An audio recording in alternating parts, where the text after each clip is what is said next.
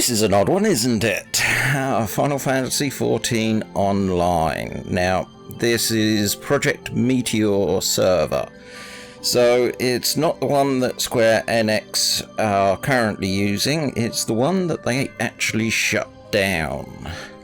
And I have history with this game, so I thought it'd be an interesting thing to try and set up and have a look at.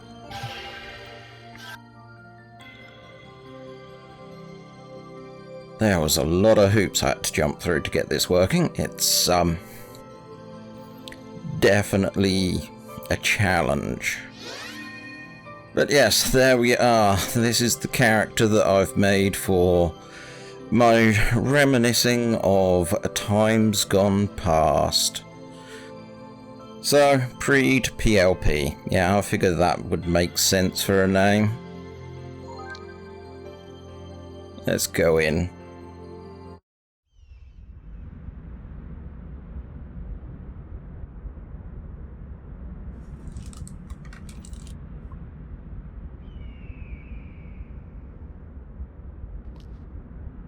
Hey, daylight, I like that. Right, first thing we need to do is this. Music 66, I think. There we go. So, this is what was Final Fantasy XIV before. We can't see it in the sky, but it's probably up about there. The meteor heading down. So, like I say, this is going to be a really odd series because I've had to take a break from sort of streaming and recording, so I wanted to do something a little bit lighter due to things going on, and this kind of fits the bill. I've kind of been playing a trial account of Final Fantasy XIV, and it's just they've done a lot of changes to it that hark back to what I originally got into this game for. For my history, I'm one of them people that can say I participated in the Final Fantasy XIV 1.0 alpha, then beta, then release. My main class was Gladiator, which is kind of why I thought this would be suitable for what I need to do, because it's Gladiator class. And from there, I kind of got frustrated with the XP caps that they put on the characters, so I took a break. I came back when they did the job system 2.0, which is where they actually implemented Paladin, Monk, Black Mage, White Mage, because up until that point, those jobs were not in the game, so you just had your classes, and there's a lot more to that story. Project Meteor is a very yeah, you can see it through that gap there. There we go, nice meteor in the background. So, yes, so this is like version 2.0 job system, which they then altered into what I call job system 3.0 for 2.0 release, where they restricted it more than what it is now in comparison to what it was. And then they've gone and retooled it again, and I'm not happy at all with the results, and it just got me thinking back to this game. I mean, first off, one thing I will say is the animations I find are a lot more interesting on this. They have a lot more weight, and there's kind of a lean if you use the camera to run. So the characters actually have a lot more weight to them. If I can get the camera in the right position. I think the texture modeling on the characters and on the equipment is a lot better, and they do have animations for separate pieces and how they all work. One of the problems that I've got with Project Meteor is obviously when you create a new character, as with any game, you'll be plonked into a starting mission, and this is basically after the intro cutscene, where you'll be splatted and you'd have this NPC wanting me to talk to them to have a quest. Well, that's not going to happen because none of these things are interactable. Basically, the server at the moment only has this quest loaded, so there will be no other NPCs wherever I go. There'll also be no other mobs, so bear that in mind. But yes, this is basically to try and get people to see the difference. To me, looking at this now, after spending some time in this city recently, over the last couple of days, in 2.0, this has I can't say it's a brighter look, but it definitely has a different feel. So we'll start having a little look around the town. I'm so glad. There's the Project Meteor. Oh yeah, and I stayed on the 1.23b server until that thing hit and I got the closed down video. Other annoying little things, because we are in the beginning mission, this door is closed, so that will not open. That's going to be a really big restriction coming forward. This is basically the map, so you'll recognize it. Obviously, it's the map from Ul'dah that we know and love. However, down here, this room is not currently in 1.0, which I noticed today. It's the little things that you notice, and that's what I was saying. Oh, yeah. You'll also notice that it may judder every once in a while. Oh, it's not that way. I can't go that way. That's actually because at the moment, the way Project Meteor works is it tries to convince the game client that it's connecting to all the servers. And in total, there's like a login server, a lobby server, a map server, and a world server. So not only am I playing this game, I'm emulating 4 different pieces of network equipment to get it all talking to each other, which is a right fun and game. And so there is lots of packets being thrown around internally on my PC at the moment. But yes, this is DirectX 9, I think, and considering that this is DirectX 9, I think they did a bang-up job, because obviously it's only recently that they added the DirectX 11 update to Final Fantasy XIV.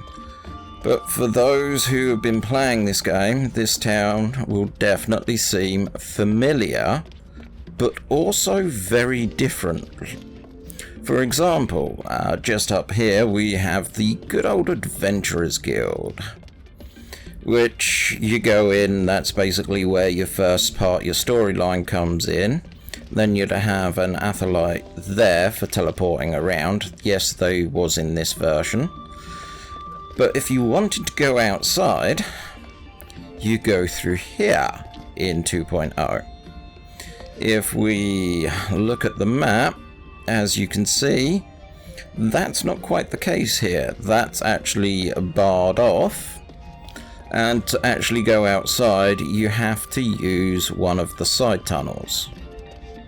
One of which is just up here. But I will be going that way shortly. But first off, I just want to take a yeah. That's gonna be another thing I need to bring up. The other thing about this game is it doesn't really use zones unless you're changing regions. So this location here, everyone will know the fact that the back half and top half of the city is one map, and then you have a top section, this front section, which is another map. So in this 1.23b, you do not have that. In the current game, if you used to follow this path, head out here, coming up to where you can use the elevator to go up to the next floor, right here is a dotted line, at which point you would then pass through to the other map. But in this version, it is all one thing.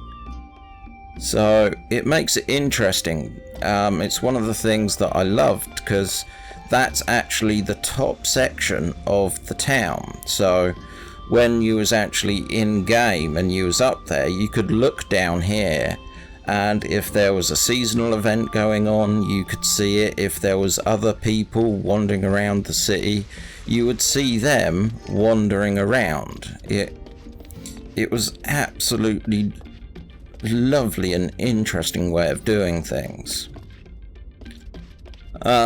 Other than that, obviously, as... Ooh, did that just try and... that closed. Interesting. I actually got a bit of animation. I got excited. Wow. But yep, that door's closed. Keep doing that. We'll come back to the menu system in a bit. I just want to do a little bit of the town, as to say, before I talk about how the actual classes were different. But yes, every little judder that you're seeing in the game is actually the game thinking that it needs to be getting NPCs and decorations loaded, but it still thinks it's in the first quest, so it's kind of being denied. It's in a no man's land of coding. No one really anticipated that people would be able to break out of the initial quest. But yes, in current 2.0, if you go to this location where I am here, that is a closed door. But in this version, there is a structure inside, and this is one of the temples. If you notice, you have this symbol right here. This symbol is actually the symbol of one of the gods. I think it's Hayon. I could be wrong, but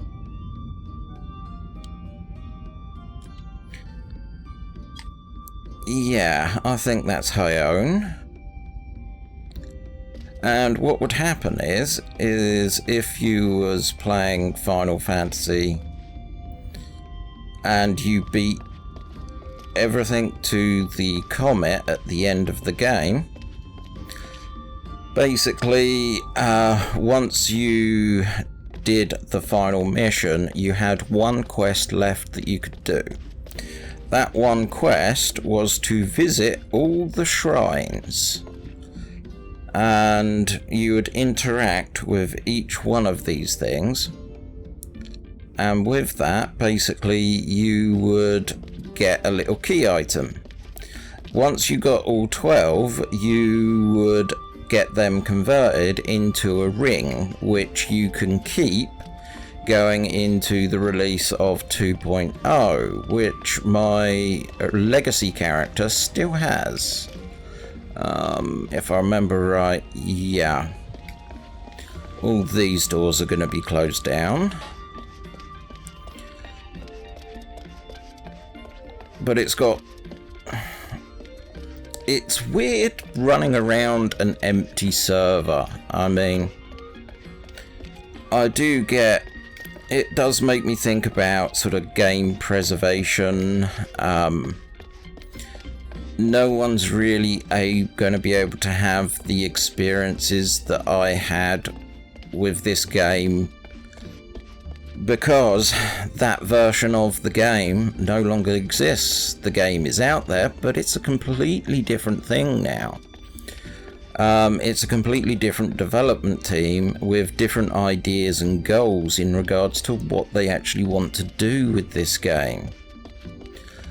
I mean, yeah, there we are. We're gonna come across another locked door.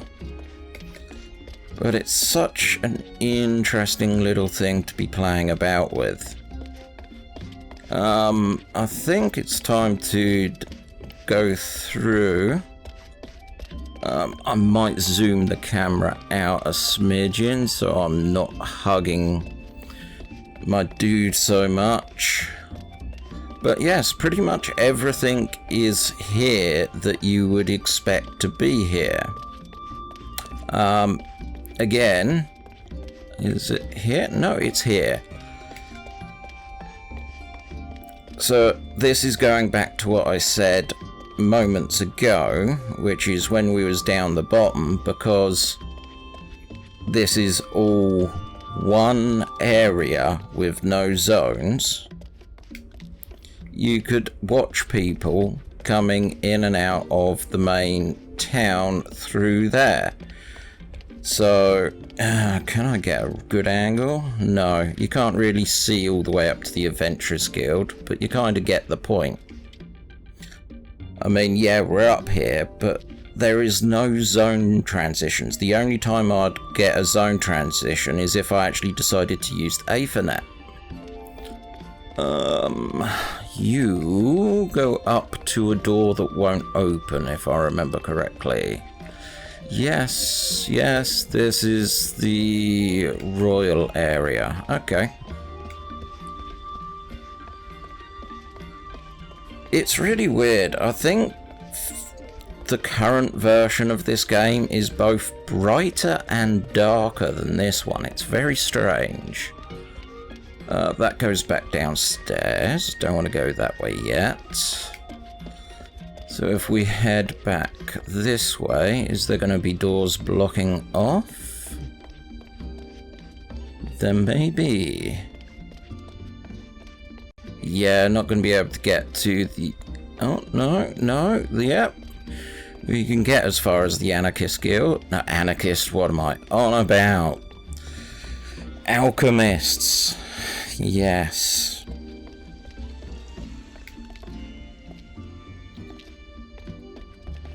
No jump as well. That was another big feature that they wanted to push in 2.0, so I can't go jumping in the water. But it is so nice to just see. It's the same place as 2.0, but it's just different. Perhaps it's the way that the speed that the character's moving and the weight that the character has. It just makes it feel just a little bit different to what I normally experience. Let's get rid of that. God, I'm in bad habits from using a controller in Final Fantasy XIV. I keep meaning to bring up the map, which is done by the X button, and X button is that. To get up the map, I actually have to press start. There I go again. So we can head back down here as I run into things. The next bit that I want to get to is back outside so we can get some sunlight for a while. And no, alas, sprint doesn't work. I do have a command to be able to teleport, but so far every single time I've tried teleporting, about 9 times out of 10 I end up in geometry, so I would like to avoid that if possible. because it's not easy to get out of said geometry. Okay, I had to pick the wrong way to come down.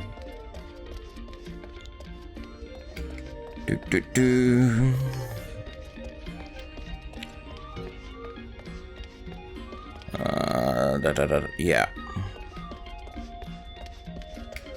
So, through here, in here. Welcome, chat. It's the same, but it's different. It's really difficult to describe. It's not that... Is it that way? Yeah, it's that way. Again, in 2. No, it isn't that way. That's where I did a quest to learn some dance steps a moment ago. Yeah. This way? This way. Getting so lost. So, let's head back outside. Because there's another fascinating thing about this game that they didn't really think out very well. Obviously in the modern game you're used to the auction house. So what you do is you have a retainer, you put things on your retainer, you set prices for things on your retainer, and you send your retainer to the market wards. That's not quite how it originally worked in 1.0. Basically, you had your retainer, and you could put items on your retainer and set prices, everything, for what you want to sell them at. However, there wasn't a market board, so what you would do if you wanted to visit the market is you would travel down this way, for example, and yep, that's where the flames are, which is not there in this game. There is no structure there. You have the athelate, which again, it's not loading, but just here you have this, an archway. Now, I'm not even going to try and go and zone into the market wards, but basically it was a series of 12 instance rooms about the size of your inn when you go to a city, and you go in there and you literally summon your retainer in there, and then other people can go into the market ward and look at your retainer and buy the stuff directly off of them. But there was no search system, so what you ended up was something like, in the size of your inn, you would have about 20 to 40 different people, retainers, just all stood in different locations, and you'd have to go through each one by one looking for the crafting mats or the armor that you want. This is all pretty much the same. Obviously you got the Puglis Guild there, but again, sign of things to come. This far back, there's your dice, and this room still hasn't been opened in 2.0. So there's a lot of instances where they've kept things in from Final Fantasy 1.0 in the map and in the design, but they still haven't implemented it, because there's a gunnery section in Ul'dah place, and that's just the downstairs of the Marauders Guild, whilst we was being told that's where the Musketeer class was going to be coming. Again, no zone. Such a weird thing to cope with. But saying no zone means I've got to actually tackle the big problem here now. The big problem. So, you can see how having no zones in the game works for cities, but that's because it can unload parts of the city that you're not in. So when you transition from a city to the outside, they cheated. They relied on what was all the fad in current, well, at the time, PlayStation 3 and Xbox 360 games, which was streaming. So instead of having a loading screen, you had the equivalent of the elevator ride in Mass Effect. So you go to one of these corridors, and each city had like a really long bridge or a long tunnel, and then you literally just pop out and you are in the overworld, which